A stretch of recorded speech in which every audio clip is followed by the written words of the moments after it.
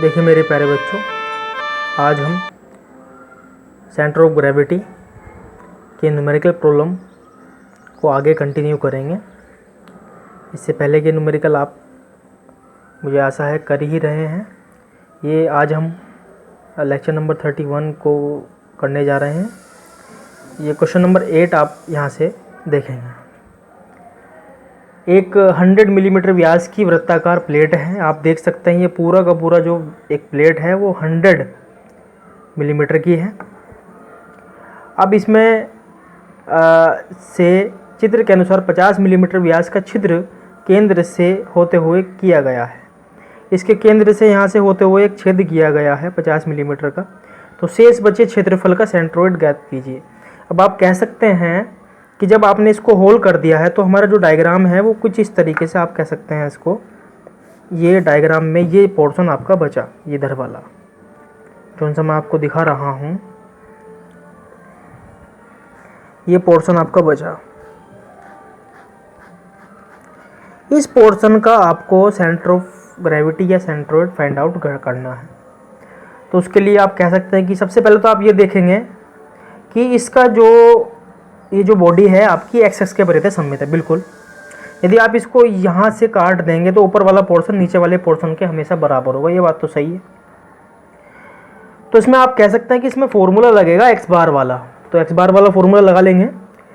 तो इसमें आपको कुछ नहीं करना है, बड़े वाले वृत्त में से छोटे वाले वृत्त को घटा देना है इस तरीके से। a1 x1 minus a2 x2। ऐसे क्वेश्चन हमने पीछे भी करे हैं।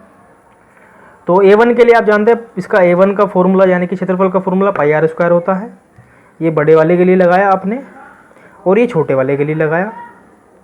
a1 भी निकल कर आ गया और a2 भी निकल के आ सकता है। इसके बाद x1 और x2 की वैल्यू जो है वो ध्यान रखनी है आपको बात कि आपको यहाँ से कंटिन्यू करनी है उसको यहाँ से कंसिडर करनी है। यदि आप इसको यहाँ से कंसिडर करेंगे तो आपकी जो ये वाली दूरी होगी वो तो होगी आपकी x1 और यहाँ तक की जो दूरी होगी, ये वाली जो दूरी होगी वो होगी आपकी x2। तो कुछ इस तरीके से x1 x2 होंगी। तो x1 की वैल्यू 50, 100/2 50 और x2 की वैल्यू 50 प्लस 50/2 यानी कि 75। बस इसके बाद तो आपको पता ही है कि x बार की वैल्यू निकालने के लिए आप फॉर्मूले में वैल्यू को पुट करेंगे, आराम से निकल जाएगा। नेक्स्ट क्वेश्चन करते हैं। नेक्स्ट क्वेश्चन में ऐसे ही है। इसमें कह रहा है कि चित्र में एक आर रेडियस का, इसमें रेडियस दी हुई है, इसकी कोई वैल्यू नहीं दी है। आर रेडियस के वृत्ताकार पटल में से वर्गाकार छिद्र बनाया गया, वर्ग के रूप में छिद्र बनाया गया है। तो विकर्ण इसका BC है, जिसका विकर्ण ये यहाँ से लेकर यहाँ तक BC है। आर है जिसकी वैल्यू। शेष बचे क्षेत्रफल का गुरुत्व केंद्र ज्ञात कीजिए। तो सिंपल सी बात है, ये भी एक्स एक्स के परिधि सममित है तो फॉर्मूला वही जनरेट होगा। इसके लिए आप कह सकते हैं कि हमें सिर्फ काम यहाँ तक करना होगा। ये यहाँ से होल बन चुका तो हमें यहाँ पे काम करना है, तो माइनस वाला फॉर्मूला कार्य करेगा। तो सबसे पहले आप वृत्त का क्षेत्रफल देख सकते हैं पाई आर स्क्वायर, फिर आप इसका वर्ग का देख लेंगे r इंटू r/2 r²/2। और ऐसे ही x1 की जो वैल्यू है वो x1 आप यहाँ से लेकर यहाँ तक कंसिडर करेंगे x1, और x2 आपका यहाँ से लेकर यहाँ तक कंसिडर होगा।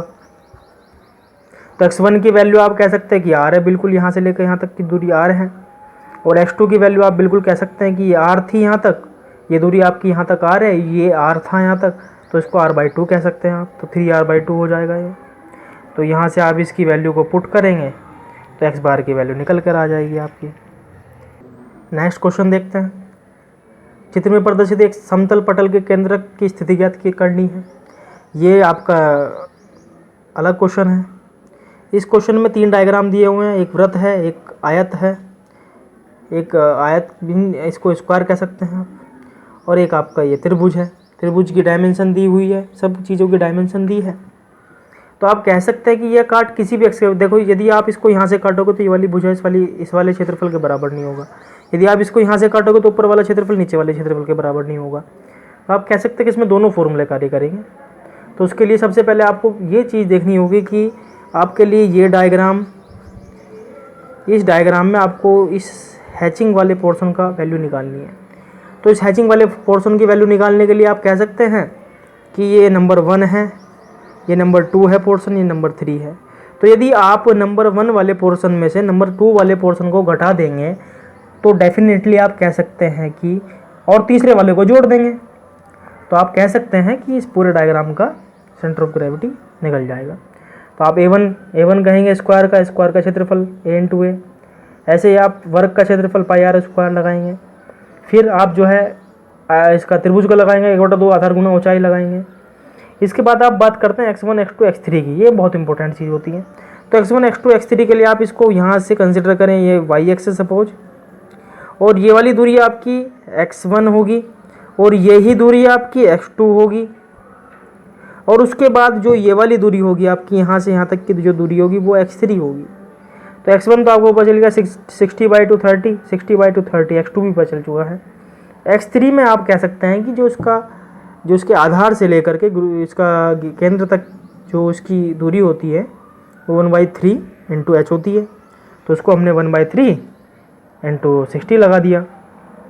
ऐसे यदि आप y1 y2 y3 की बात करेंगे तो आप कह सकते हैं कि यहाँ से लेकर के यहाँ तक की दूरी y1 है, यही दूरी आपकी y2 कंसिडर होगी क्योंकि दूसरा पोर्शन भी यहीं बना हुआ है बीचों बीच, और तीसरे वाली दूरी यहाँ से लेकर के यहाँ तक की दूरी ये y3 होगी आपकी, ये वाली दूरी। तो उसके लिए आप कह सकते हैं कि इस देखिए y1 समझा देता हूँ पहले। y1 की दूरी कितनी है 60/2, बिल्कुल 30 होगी।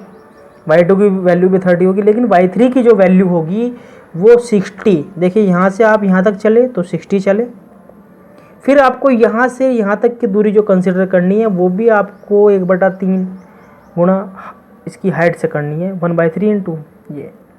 तो इस तरीके से आपकी ये वाली जो दूरी है वो 70 मिलीमीटर आएगी। बस अब आपको जो है ये ध्यान रखना है कि पहले वाले पोर्शन में से आपने दूसरे वाले पोर्शन को घटाया, तीसरे वाले को जोड़ दिया। ये सबसे इम्पोर्टेंट बात है, इससे ही आपका ये क्वेश्चन सोल्व होगा।